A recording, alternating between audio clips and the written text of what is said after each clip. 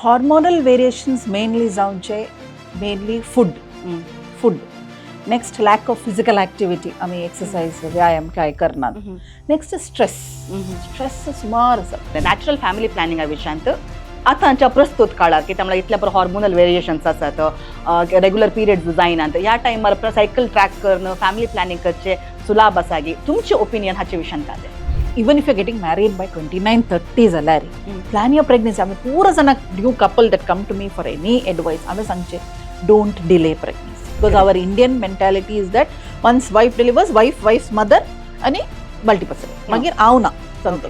Their contribution is not much. ती only केळोंक येतात आणि they will go. Okay. But a partner's role is very important. First, love yourself. Learn to love yourself. Okay. आम्ही केदाळे भुरग्यांक तांचे इस्काल तांचे शिकप ने तांचे इस्काला तांचे ऍक्टिव्हिटीज तेंता बी करता. We don't have time for ourselves.